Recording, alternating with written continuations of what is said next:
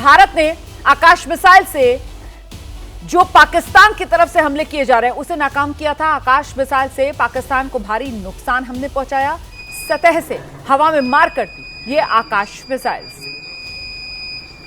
आसमान में ही मार गिराए गए पाकिस्तानी ड्रोन।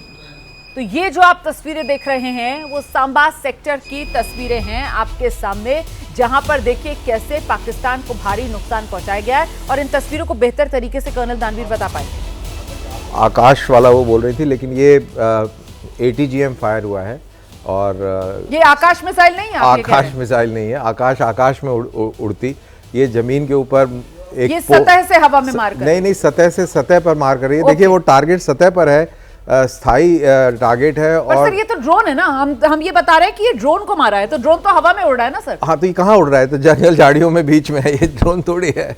तो ये मेरे ख्याल से ADGPI ने भी इस वीडियो को जारी किया है। If I am not wrong, ये वही वीडियो है जिसमें ग्राउंड पर एक बंकर को डिस्ट्रॉय किया है। देखिए इसके राइट साइड में पेड़ है, लेफ्ट साइड में पेड़ है, पीछे झाड़ियाँ हैं और इसको स्ट्राइक किया जा रहा है। तो जरा दोबारा मुझे बताइए आप क्या बता रहे हैं, ये क्या है? हाँ, ये बेसिकली ATGM मिसाइल या रॉकेट लॉन्चर से दुश्मन के बंकर को या एम्प्लेसमेंट को फायर से ध्वस्त किया जा रहा है। ये आप देख रहे हैं कि कैसे ग्राउंड पर मौजूद टारगेट को हिट करके उड़ाया जा रहा है। जी साहब, एक चीज़ मैं आपसे पूछना चाहता हूँ, बड़ी दिलचस्प। हमने कल भी तस्वीर देखी थी लाहौर में कैसे HQ-16 बैटरीज को मार गिराया था भारत की तरफ से जब ड्रोन के हमले किए गए थे। क्या ये पाकिस्तान का वो रिलायंस जो है अननेसेसरी चाइना के साथ एक्सपोज नहीं करता कि इनके चाइनाज ये कंपेयर करते थे sir S-300 Russian defence system से? क्या इस बार पूरी तरह से ये नेक्सस एक्सपोज नहीं होता कि जितना आडंबर बनाते हैं वैसा कुछ है नहीं? कल जो आपने जो विजुअल सभी ने देखे, वो विजुअल बड़ा फेमस विजुअल बन के निकल के आया मिलिट्री सर्कल्स में, खासतौर से जिसमें होरोप ड्रोन ने टॉप अटैक किया है और बहुत बड़ा भारी एक प्लूम दिखा था उसके बाद में, और उसमें HQ-9 बैटरी जो है वो ध्वस्त हुई है। तो HQ-9, तो मैं ये कल से ये बोल रहा हूँ कि धमाका लाहौर में हुआ है, HQ-9 बैटरी लाहौर में डिस्ट्रॉय हुई है, लेकिन उसका इम्पैक्ट चाइना पे हुआ है। बिकॉज आप देखिए कि पूरे LAC के ऊपर उसके इलाके की डिफेंस HQ-9 कर रहा है।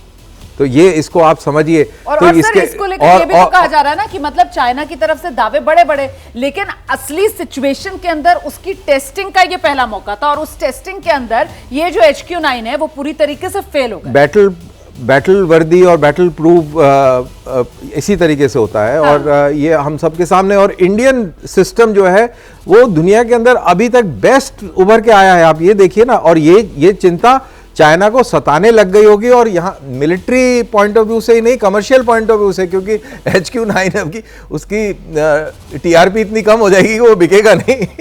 मार्केट वैल्यू कम हो जाएगी। सॉरी, दावे बड़े बड़े, देखिए दावे बड़े बड़े किए जा रहे थे। बिल्कुल जैसे कभी कोई गाड़ी बेची जाती है ना कि साहब इतनी एवरेज देती है, इतना देखो माइलेज देगी आपको, लेकिन जब हकीकत में सड़क पर चलती है तभी तो पता चलता है ना। तो वही ये चाइना का माल है सर। हमारे यहाँ तो वैसे ही चाइना का माल बर्बाद मतलब माना जाता है, दुनिया भर में माना जाता है, सस्ता और बिल्कुल टिकाऊ नहीं होता है। और कैसे उसकी पोल खुल रही है, काम चलाओ, बिल्कुल काम चलाओ। पाकिस्तान के लिए तो काम चलाओ भी साबित नहीं हुआ। अब पाकिस्तान को बहुत टेंशन होगी, क्योंकि उसके पास बहुत सारा इक्विपमेंट चाइनीज है। और अभी ब्रीफिंग होगी, तो ब्रीफिंग में और चीज़ क्लियर होगी, क्योंकि कल से बातें हो रही हैं कि कुछ जहाज भी गिरा दिए गए हैं। तो क्या रियलिटी है, क्या वो है, सब बहुत कुछ निकल के आएगा।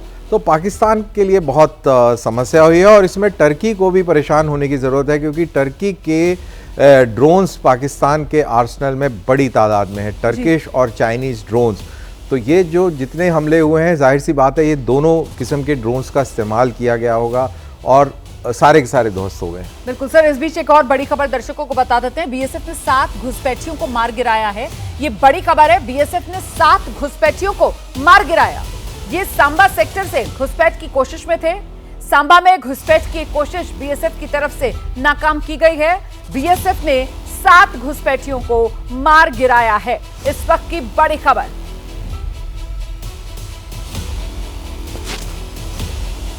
तो ये 7 घुसपैठियों को मार गिराने की बड़ी खबर सामने आ रही है। वहीं देखिए किस तरीके से पाकिस्तान को ये नुकसान जो पहुंचाया गया है सांबा सेक्टर की तरफ, किस तरीके से ये ATGM मिसाइल, रॉकेट, इसके जरिए ये बंकर जो उधर पाकिस्तान की सरहद में उसको नेस्तनाबूद किया गया, ये भी हम आपको दिखा रहे हैं। तो ये बड़ी खबर है।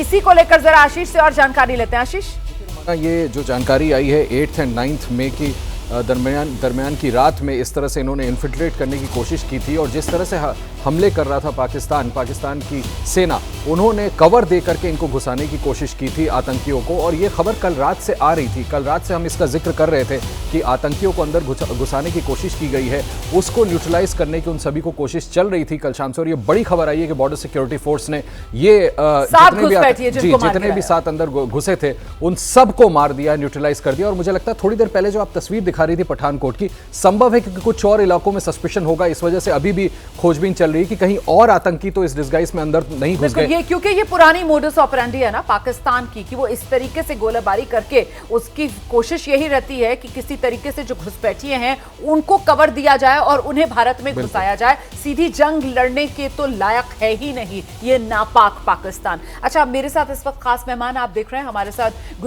गुरजिंदर सिंह ढिल्लो साहब इस वक्त मौजूद हैं, आंतरिक सुरक्षा के विशेषज्ञ हैं। गुरजिंदर साहब, बहुत शुक्रिया आपका एबीपी न्यूज पर आने के लिए। सर, मेरा पहला सवाल आपसे यह है कि अभी जिस तरीके की स्थिति बनी हुई है भारत और पाकिस्तान के बीच, सरहद पर तो सर सेना तैनात है, लेकिन आंतरिक सुरक्षा के मद्देनजर आपको क्या लगता है सर, किस तरीके की चौकसी की जरूरत? Thank you so much and good morning. बिल्कुल ठीक बात कही आपने। Number 1, I am Gurinder Dhillon, my name is Gurinder. और मैं इसको करेक्ट करवाती हूं सर। हाँ, सॉरी सर, मैं कहना चाहूंगा, नो प्रॉब्लम, मैं कहना चाहूंगा कि देखिए मॉडर्न वारफेयर में आप देख रहे होंगे, यूक्रेन वार में भी, अब हमारा भी जो चल रहा है पिछले 2 दिन से, आपने देखा होगा कि मिलिट्री टारगेट और सिविलियन टारगेट्स जो हैं उनकी जो लाइंस हैं वो मर्ज हो गई हैं, ब्लरिंग हो गई है।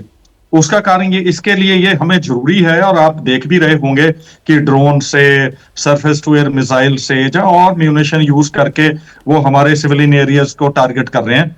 ये बड़ी अच्छी बात है कि हमने जो कार्रवाई की थी, हमारी फौज ने जो कार्रवाई की थी वो टेररिस्ट के ठिकानों पर की थी, लेकिन उन्होंने अपने आप को अब साबित कर दिया है। जो 30 साल से हम कह रहे थे कि ये इनकी फौज जो है, इनकी लीडरशिप है जो फौज की और ISI, वो टेररिज्म के साथ, अतवाद के खिलाफ जुड़े हुए हैं, उग्रवादियों के साथ मिले हुए, अब उन्होंने प्रूव कर दिया इसके कारण। लेकिन मैं यो कहना चाहता हूं कि पहली बात यो है कि हमारी पब्लिक को ये बात करने की जरूरत है कि हमारी जो सिविल डिफेंस और इंटरनल सिक्योरिटी है, ये दोनों वार टाइम में मर्ज हो जाती हैं। उसकी प्रिपरेशन के लिए हमें तैयार रहना चाहिए। अभी बाकी टीवी चैनल्स में मैं देख रहा था कि मिसाइल्स गिरी हुई हैं, होशियारपुर में एक मिसाइल गिरी थी, फिर और देखा है कि कुछ जगह ड्रोन्स जो न्यूट्रलाइज किए हैं बॉर्डर एरियाज में गिरा हुए हैं। पहली बात मैं पब्लिक को आपसे कहना चाहूंगा कि पब्लिक को चाहिए कि जब भी ऐसी कोई चीज नजर आती है उसके पास मत जाएं, उसको टच ना करें, और लोकल पुलिस को जो इमरजेंसी रिस्पांस सिस्टम का 112 नंबर है उस पर कांटेक्ट करें और प्रोफेशनल्स को हैंडल करने दें। इसके अलावा अगर आसमान में जो बॉर्डर एरिया के लोग हैं, क्योंकि ड्रोन्स पाकिस्तान की तरफ से ही आ रहे हैं, और उनको अगर देखते हैं तो वो लोकल पुलिस को बताएं, लोकल एडमिनिस्ट्रेशन को बताएं। अगली बात ये करने वाली है सिविल डिफेंस के, इंटरनल सिक्योरिटी की मैनेजमेंट के लिए, कि कम्युनिटी की जो पार्टिसिपेशन है वो बहुत जरूरी है, और उसके लिए ये बहुत जरूरत है कि कम्युनिटी पैनिक ना क्रिएट करे, कोई केओस ना क्रिएट हो, और अलर्ट रहें। बंकर्स, सैंड बैग्स का जहां जहां जरूरत है वहां उस प्रोविजन को अपनी फैमिलीज के लिए, अपने लिए उसको प्रोवाइड करें। सिमिलरली किसी अफवाह पर विश्वास ना करें। Local police, government officials, police officials, जहाँ जो गवर्नमेंट चैनल्स हैं, जो जहाँ ऑथराइज्ड हमारे इंडियन मीडिया चैनल्स हैं, उनकी बात पर ही ख्याल रखें, और जो इंस्ट्रक्शंस गवर्नमेंट से या ऑफिशियल से मिलती हैं उसको फॉलो करें, क्योंकि ये बहुत जरूरी है, खास करके जो बॉर्डर स्टेट्स हैं, जैसे मैं पंजाब से हूँ, कि जो मोबिलिटी नेटवर्क है, सिविलियन इंफ्रास्ट्रक्चर है हमारा, उसकी मजबूती, उसको कायम रखना, ये सिविल डिफेंस का, इंटरनल सिक्योरिटी का वार टाइम बहुत बड़ी जरूरत है, क्योंकि ये फौज को सप्लाई लाइंस के लिए, फिर फूड चेन बिल्कुल सही मैनेजमेंट के सही कह रहे लिए। हैं आप ढिल्लों साहब। इसीलिए वो जो मॉक ड्रिल वाली एक एक्सरसाइज हमने देखा पिछले दिनों होते हुए, वो इसीलिए जरूरी थी सर, ताकि वो सिविल डिफेंस और इंटरनल सिक्योरिटी के बीच जो सिनर्जी है उसको जांच परख लिया जाए और अपनी तैयारियों को भी देख समझ लिया जाए सर। बिल्कुल ठीक, आप बिल्कुल ठीक कहा आपने। देखो 1971 के बाद जो हमारे सिविल डिफेंस के जो इक्विपमेंट वगैरह हैं, उसकी जो ड्रिल्स हैं वो टेस्ट नहीं हुई और बहुत कुछ चेंज हो गया 71 के और मॉडर्न वॉरफेयर में। इसीलिए मैं आपके थ्रू मैसेज भी देना चाहूंगा कि मैंने अपने ट्विटर हैंडल @GurenIPSTP वो लास्ट नाइट लेट नाइट एक सिविल डिफेंस पे और इंटरनल सिक्योरिटी के लिए वार टाइम प्रिपरेशन के लिए मैंने एक आर्टिकल लिखा था। उसमें मैंने 40 पॉइंट एलिसिडेट किए हैं। वो जो 40 पॉइंट हैं वो हमारे, अगर आपके दर्शक पढ़ेंगे, जहां ट्विटर हैंडल पे उसको पढ़ेंगे, तो वो देखेंगे कि वो बहुत सहाई हैं हमारी पर्सनल सेफ्टी के लिए, हमारे फैमिली की, लव्ड वन की सेफ्टी के लिए। और ये जरूरी है कि हम मॉक ड्रिल्स में पार्टिसिपेट करें, जब इंस्ट्रक्शन ब्लैकआउट की आती है उसको पार्टिसिपेट करें, अपने आप को अलर्ट रखें। और कई बार ये होता है कि जरूरी नहीं आपके पास सैंड बैग्स और बंकर बना हुआ है, कई बार नेचुरल पोजीशंस ऐसी होती हैं आपके नजदीक जहां आप उसका इस्तेमाल करके अपना बचाव कर सकते हैं। बिल्कुल सर, बहुत महत्वपूर्ण बातें आप बता रहे हैं सर। मैं आगे दोबारा आपके पास आऊंगी और आपसे समझेंगे कि एक बेसिक इमरजेंसी किट, मुझे लगता है वो हर घर परिवार में किस तरीके से तैयार रखने की जरूरत है, उसके बारे में भी आप दर्शकों को आगे बताइए।